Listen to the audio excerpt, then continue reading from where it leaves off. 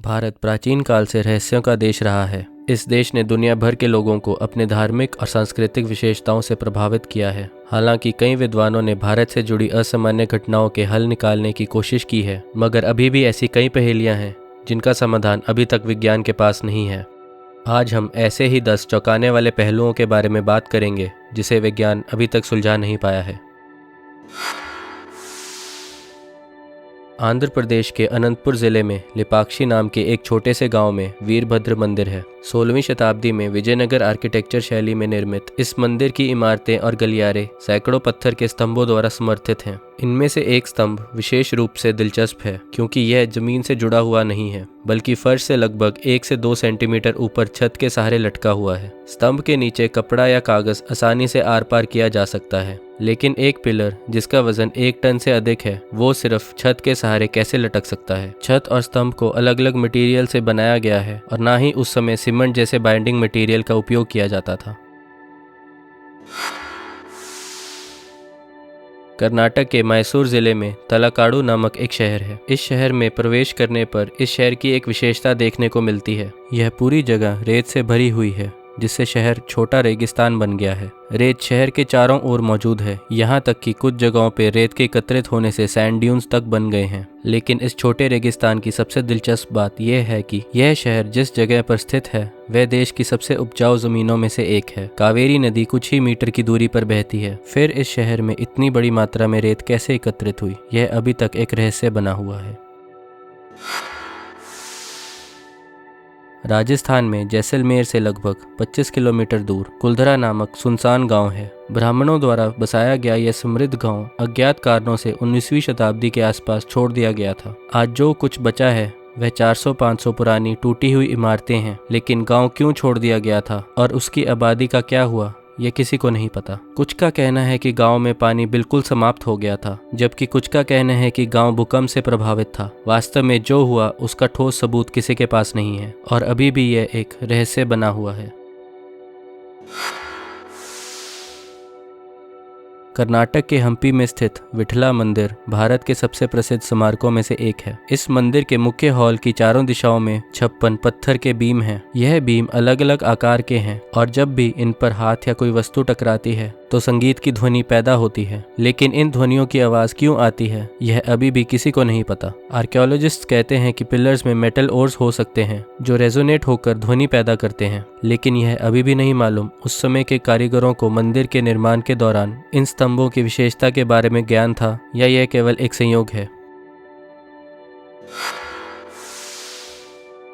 बृहदीश्वर मंदिर एक हिंदू मंदिर है जो तमिलनाडु के तंजावुर में स्थित भगवान शिव को समर्पित है। यह भारत के सबसे विशाल मंदिरों में से एक है और यह मंदिर तमिल शासक राजा राजा चोलावन ने 1003 और 1010 ईस्वी के बीच बनवाया था। इस मंदिर की विशेषताओं में से एक इसका विशाल भवन है जो भारत में सबसे ऊंचा है। इस भवन के शीर्ष पर ग्रेनाइट का एक ब्लॉक है जिसका वजन 80 टन है, जो कि अपने आप में रहस्यमयी है। कोई भी नहीं जानता कि इस 216 फीट भवन के ऊपर 80 टन ग्रेनाइट का यह ब्लॉक कैसे लगाया गया।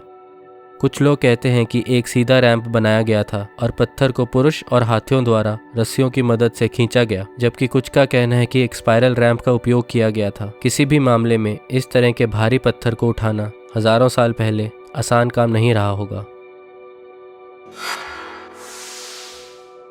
रूपकुंड उत्तराखंड में त्रिशूल पर्वत के नीचे एक छोटी सी झील है। लगभग 3 मीटर की गहराई के साथ रूपकुंड झील के किनारे पर पाए जाने वाले सैकड़ों प्राचीन मानव कंकालों के लिए जाना जाता है। इन कंकालों को 1200 साल पुराना बताया गया है और इन कंकालों की वजह से झील को स्केलेटन लेक कहा जाता है। ऐसा कहा जाता है कि कंकाल उन लोगों के समूह के अवशेष थे जो नंदा देवी पर्वत पर जा रहे थे, लेकिन ओलों की बारिश में फंस गए और बड़े बड़े ओले गिरने से घायल हो गए। कुछ लोग इस तर्क से असहमत हैं और कहते हैं कि कंकाल एक ही समय के नहीं थे बल्कि विभिन्न वर्षों में एकत्रित हुए थे। जो भी हो, यह झील भारत की सबसे विचलित करने वाली जगहों में से एक है।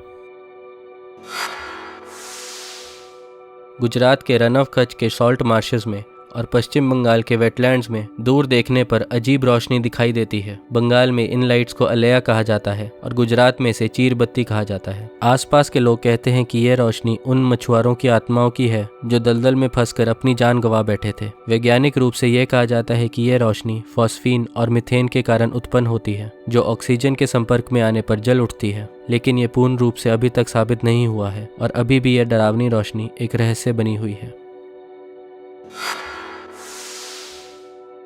18 दिसंबर 2012 को जोधपुर राजस्थान में एक बहुत ही जोरदार विस्फोटक आवाज़ सुनाई दी।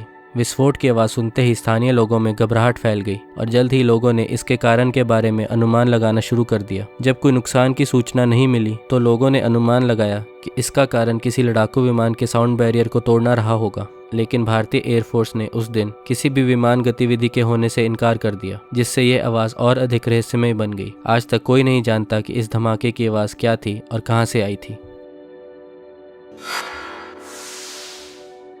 असम में दीमा हसाओ जिले में जटिंगा गांव एक असामान्य घटना के लिए जाना जाता है। शाम 6 और 9:30 के बीच धुंधली अंधेरी रातों में मानसून के महीने के समय क्षेत्र के पक्षी अचानक उत्तेजित हो जाते हैं और शहर की रोशनी की ओर जाने लगते हैं। जबकि पक्षी कभी कभी गिरकर मर जाते हैं, मगर आमतौर पर जटिंगा के निवासी ही उन्हें मार डालते हैं। गांव वाले इन पक्षियों को आकाश में उड़ने वाली आत्मा बताते हैं और बांस के डंडों से उन्हें मार देते हैं। लेकिन यह पक्षी आखिर क्यों परेशान होते हैं, यह अभी भी एक रहस्य है। इस क्षेत्र में कहीं और इस घटना को नहीं देखा गया है। केवल जटिंगा में ही ये पक्षी अपनी मौत के शिकार होते हैं।